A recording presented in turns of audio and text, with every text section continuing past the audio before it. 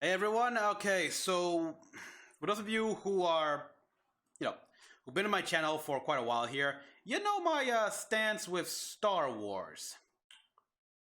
Now I play the games, of course, here because they're good. If they're good games or have a good story or whatever, I will play them. And I like to know what I'm talking about at least here whenever depending on the context.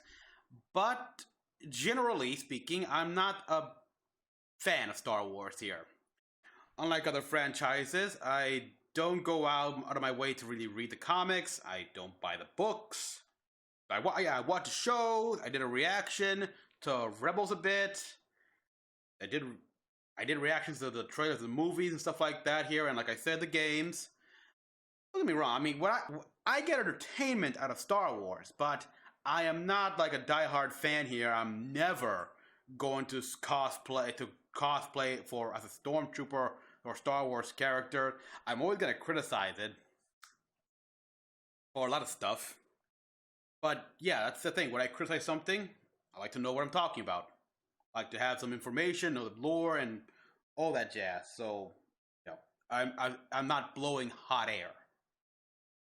Now, that being said here, one of the big things I did like about the Star Wars game, specifically about Battlefront 2, is the fighting segments here. And I got the live stream to prove it here.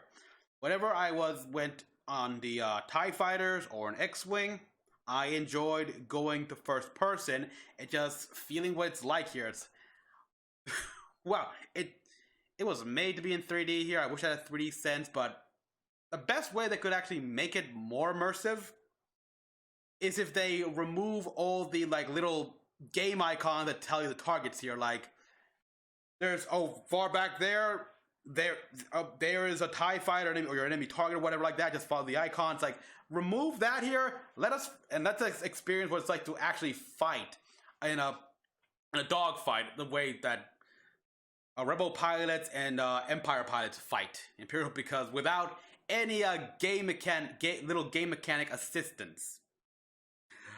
Why am I talking about this here? Because I got the reveal trailer here for the official Star Wars Squadrons game. Not Rogue Squadron here. This isn't like a remaster of Rogue Squadron. It's a brand new game. Obviously, the same vein as Rogue Squadron here, but probably taking more of the mechanics we saw in Battlefront 2, like I said. So yeah, I'm kind of hoping for a difficult setting where you can actually turn off all the icons. We really have to figure out what it is, or look at our targeting computer. Maybe if we are an Imperial, see what it's like to to view things from an Imperial pilot perspective here. Like they got the helmet on and everything. So while as a Rebel pilot in an X-Wing, you gotta look at your controls, stuff like that, to see where the target is. Just really see how it is for each individual pilot. But the problem with that is two different mechanics. I don't know, but if someone could go the extra mile to do that, I'd be interested to see just exactly how the pilots have it. Well, let's take a look here. This is the this is the reveal. EA and Motive. Yeah, without E3 and due to quarantine, all these live streams are happening. Okay, in-game engine footage. Okay, it almost looks like indeed Battlefront as a TIE Interceptor. Ooh, that guy's in the lead here. You can tell by the red in his map. Giving engine. All right, that's cool. You got one of your engine nacelles is on fire. X. He escaped.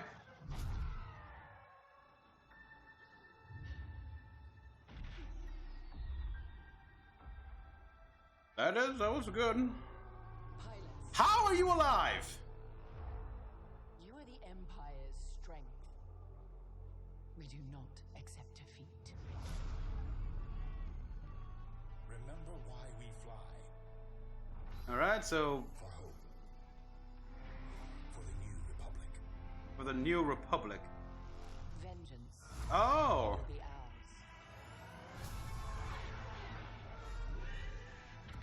ours. okay. So this is not set during the original trilogy. It seems to be set afterwards.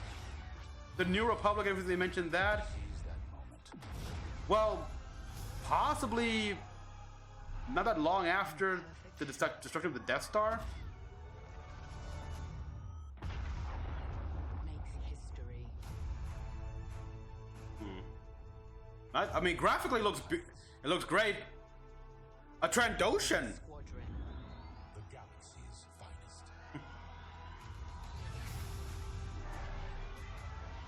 Okay, yeah, the red. I can see the red down the tie on the tie. So elite squadrons. I like how we got Arcatan class cruisers there as well.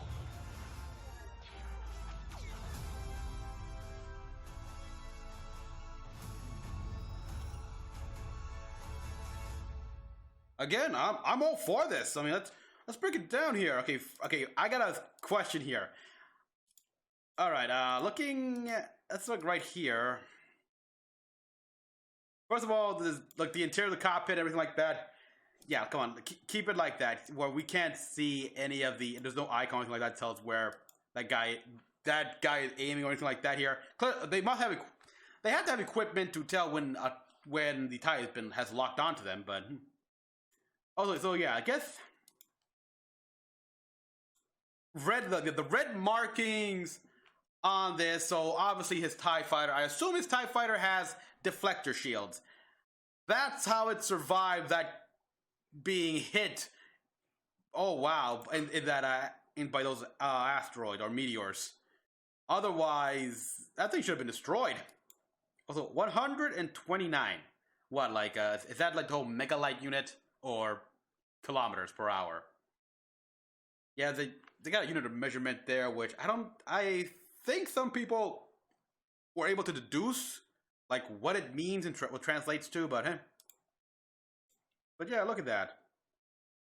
The effect here of her Nazal on fire here, and yeah, I would keep wondering if she have no astromech droid. And yeah, that's it. It's the X-wing right here. Did it always have that?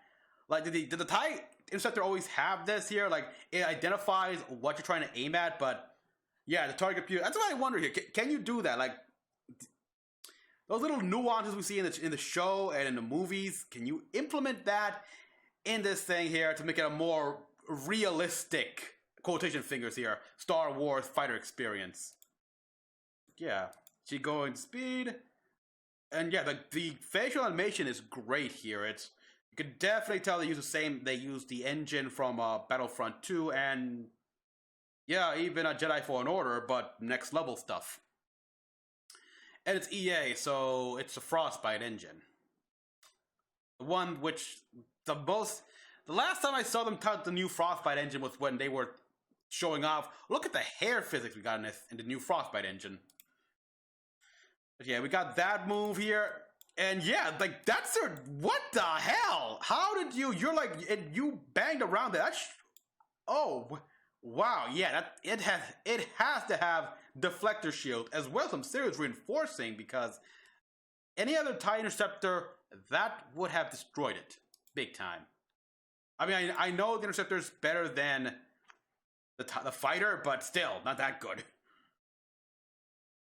All right, look, I like the detail on the helmet here, the scratches and dings, as well as the cockpit. Jesus, they got plenty of models to recreate that from. But yeah, okay, yeah, this is also a different color. That's the different coloring there. Yeah, I like how we see the battle here. It's mostly light cruisers. They gotta say destroyers. Mm-hmm. Okay, let me see the damage. Okay. Nice. The particle effect on the smoke here. It's simply amazing that wing hasn't come off, but I enjoy the damage. Why is it still smoking though?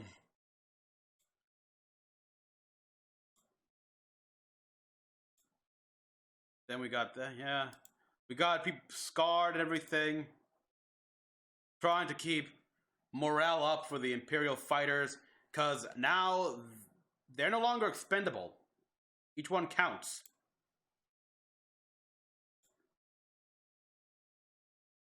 Yeah, okay, this is still the what, T-65 because of, you can tell by the engines. So, but yeah, he's talking the New Republic. Oh wait, well, oh my god! Oh my god! Right here! Is that fucking Harrison Dula? Holy shit! Do we actually get to see Harrison Dula in this game? We get to see the ghost and everything? Please tell me we do. That, yeah, I'm glad we did this breakdown here because wow, I did not notice her. I was busy focused on this guy here and these holograms and everything like that, his speech. But wow, yeah, Harrison Dula. Okay, and then this is obviously the main character for in this case the New Republic side. Yeah, look at that. They say this is all in-game game engine footage, but nah, I mean, this is too crisp and stuff like that. This is clear. This is cinematic here, pure cinematic here. Not the in-game stuff is gonna be a little bit more down res here, not gonna be as pristine as this, but from what I'm seeing here, still nice. And we got the U-wing there. Jesus Christ, just put some goddamn armor on the freaking Y-wing for crying out loud. I mean, by now, yeah, just give it armor. We got some A-wings here as well. Yeah, they all have different colorings. We saw that in Rogue One. Interesting. It'd be okay, but they're gonna pilot that here. All right, so we can fly that as well. If we can, that'd be interesting. Yeah. We got TIE bombers.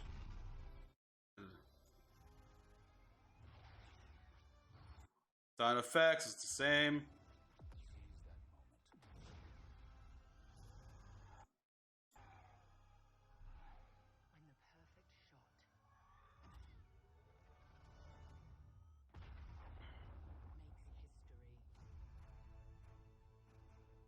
So yeah, okay. I like you got Trandoshan here, and this guy I have no idea what this species is here. I really do not like how it's so human centric here, but even on the Rebel side, on the Imperial side, understand that perfectly. Rebels, come on. And I don't, and the reason for that is because, well, you know, if they're non-humans, nobody really identifies with them or anything like that. Bull fucking shit. That is the dumbest and frankly specious reason I ever heard in my life. Well, actually I heard worse, but that's still specious. Like, what the no? No, it doesn't matter if they're human or not here. If they're people, well, there is people. I portray them and stuff like that here. In the Battlefront 2, that Doros they had with them, I forgot his name, but I liked him. I liked him, and I liked his sarcastic comments, stuff like that here. I like Zeb and Hera from Rebels. Oh boy, I like Ahsoka Tano, even though I had my problems with her, but then again I had problems with all the Jedi, period. So come on. I also kind of liked Asajj Ventress. She had issues which, yeah.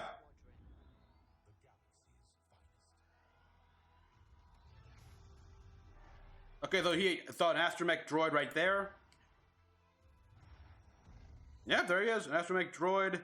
And we got X-Wings, we got Corellian ships. And we got, okay, seriously, the whole scene of a Star Destroyer rising up like this. Back then, it may have been something ominous, stuff like that here, but now it's like, oh look, a big fat target here. Aim for its two balls and the tower, everything like that. Come on.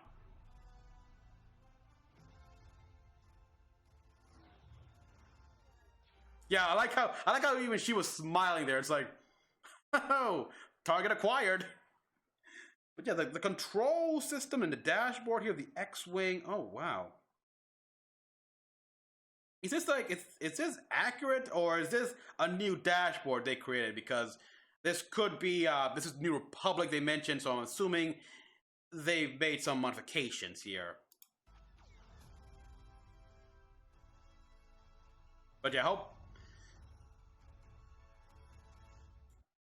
but yeah, it looks like they're gonna do some correction over what they did in Battlefront 2 here, where all right, they got to the whole like, okay, Eden Verso now is the New Republic. They defeat the Sword of the Death Star. They're rebuilding. It's like, come on, there's got to be more to that. There's a lot more, especially with the Imperial Remnant, stuff like that here. There's so many battles, so yeah, dive into that. Give us more. Show us how it was. The Imperial factions that refused to like surrender or anything like that when it upheld, because we know that many areas in the galaxy, they eventually like divided it, became and had several warlords. Imperial mobs and stuff like that became warlords. That was a pain. Even though, yeah, I know that as opposed to Legends, which the Civil War lasted for another 30 years or so. I don't know how long. But eventually it all came to an end shortly after the destruction of the Death Star, second Death Star. But still, it's gotta be chaos and calamity here. Let's see some of that here. Let's see what they gotta do. Let's see what the Imperials do. And it looks like we're gonna see that here. Boy, I keep thinking back to what I think would be a damn good Star Wars game without any Jedi here, where we see an Imperial. Like, this is what I wanted for the story of Battlefront 2, where we get an Imperial here who's from the core, who lives in a world which is doing damn good, prosperous under the Empire, joins the military here, becomes a stormtrooper, he's patriotic, and then as it goes along, he starts seeing just how cruel and despicable and immoral the Empire is, becoming disillusioned as it goes along, and then the game ends with him essentially like surrendering to the Republic, to the rebellion, and joining them. Cut to a sequel game. There you go. The entire first game would be seeing his rise and eventually conversion into the rebellion. Oh well, but that's just me. Anyhow, so this trailer looked nice. It was a nice reveal trailer. It said in-game engine. I doubt that here. Let's see some gameplay, see how it is. Will this have VR support? Take full effects to the X-Wing and feel the adrenaline of shooting first person. So it's all gonna be in first person. I like that. In a fateful campaign set near the conclusion of the Galactic Civil War, learn what it means to be a pilot for the thrilling, Star Wars thrilling single-player story. Yes, EA, that's what you gotta do. Single-player stories. They can have a co-op function in there, but we like single-player games. The Republic fights for freedom. The Empire demands order. So, boy, oh boy, yeah, it's like people say the Assassins and Templars are bad. This is taking forget it. We need you to join the Galaxy's finest Star Wars Squadron, available October 2nd for the PlayStation 4 Epic Game Store and virtual reality on PlayStation 4 with crossplay. This is obviously going to have... They're going to make an edition for the PlayStation 5 down the line here. So it's only a matter of time here. I'm still wondering, VR 2 for PlayStation. When? Because I really want to play a game like this and a bunch of other games in VR. But yeah, I like what I see here. I'm gonna give me this game here. Like I said, I enjoyed the fighter dogfight scenes in Battlefront 2. They were my favorite. I'm all for that. So everyone, thank you for watching. As always, comment below what you all thought. Like and subscribe for more videos. Till next one, this is Mecha-san, logging out.